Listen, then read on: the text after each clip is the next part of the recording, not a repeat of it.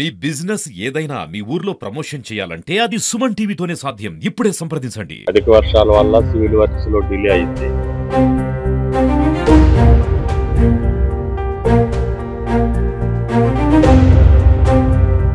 కాబట్టి నేను ఇంకొక నెల 2 నెలల్లో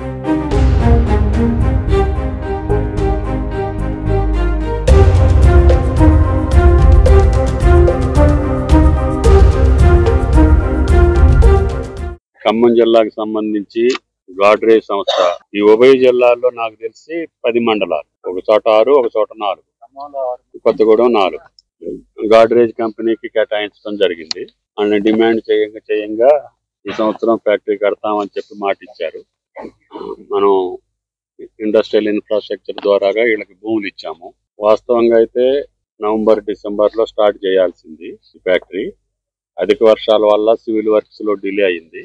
కాబట్టి నేను ఇంకొక నెల 2 నెలల్లో మాకు టైం ఇవ్వండి అని చెప్పి అడుగుతున్నారు. ఎట్టి పరిస్థితుల్లో జనవరిలో ట్రయల్ రన్ అయ్యాలి. కాబట్టి దయచేసి, ఎందుకంటే మా రాష్ట్రంలో పండిన పంట ఇతర రాష్ట్రాలకు వెళ్తుంది. సరే, ఆ రాష్ట్రం ఈ రాష్ట్రం అని నేను అనను, కానీ నా దగ్గర ఇక్కడ వీళ్ళు సుమారు ఇక్కడ కూడా ఇండైరెక్ట్ గా ఒక 200-300 మంది ఈ ఫ్యాక్టరీలో పనిచేసే అవకాశం వస్తుంది.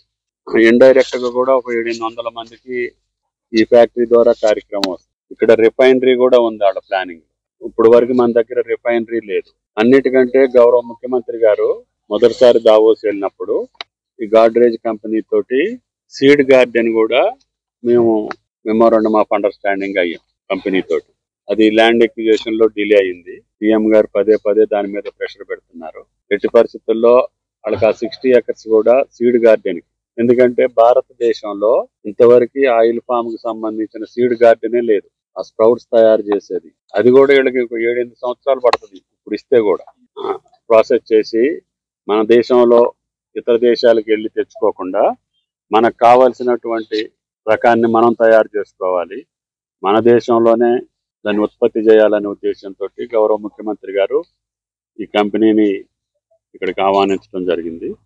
తప్పకుండా ఈ సంవత్సరం ఆ మిగతా ల్యాండ్ కూడా వాళ్ళకి అప్పచెప్పి సీడ్ గార్డెన్ తోటి పాటు R&D, రీసెర్చ్ అండ్ డెవలప్మెంట్ కూడా ఆ కంపెనీ పెద్ద ఎత్తున ప్రమోట్ చేయాలని. వాళ్ళు భారతదేశంలో ముఖ్యంగా ఇప్పటికీ 70% మనం ఇంపోర్ట్ చేసుకుంటున్నాం. ఇందాక మీకు చెప్పినట్లుగా 100 లక్షల మెట్రిక్ టన్నులు మనకి వినియోగం ఉంటే కేవలం 3 లక్షల మెట్రిక్ టన్నులే మన దగ్గర ఉత్పత్తి ఉంది. అంటే ఇంకా 97 లక్షల మెట్రిక్ టన్నులు మనం వివిధ రూపాల్లో మనం బయట నుంచి తెచ్చుకుంటున్నాం. కాబట్టి ఈ పామ్ ఆయిల్ పంటకి కొన్ని వేల సంవత్సరాల దాకా మీకు డిమాండ్ ఉంటుంది. అంటే నేను చెప్పేది ఏంటంటే, ఇంకా మోటుకు చెప్పాలంటే, ఈ భూమి ఉన్నంతకాలం, మనుషులు ఉన్నంతకాలం పామ్ ఆయిల్కి డిమాండ్ ఉంటుంది. కాబట్టి ఏ రైతు కూడా ఈ పంటను గురించి సంకోచించాల్సిన అవసరం లేదు. నూనె లేకుండా వంట లేదు, వంట లేకుండా నీ బతుకు లేదు. కాబట్టి ఇది అన్నిటికంటే చీప్ ఒకటి, అన్నిటికంటే ఆరోగ్యవంతమైనది ఆయిల్ పాము ఆయిల్. ఇతర నూనెల్లో ఉన్నటువంటి దుర్గణాలు దీంట్లో తక్కువ. ఏదైనా ఇక అవన్నీ నేను చెప్పకూడదు, మళ్ళీ వాళ్ళని డిస్కరేజ్ చేసినట్టు. ఈ ప్రోడక్ట్ లో ఆరోగ్యానికి మంచిది, ఆదాయం వేరే నూనె పంటలు వేసేదానికంటే ఎక్కువ ఎక్స్ట్రాక్ట్ చేయొచ్చు ఇందుట్లో ఆయిల్.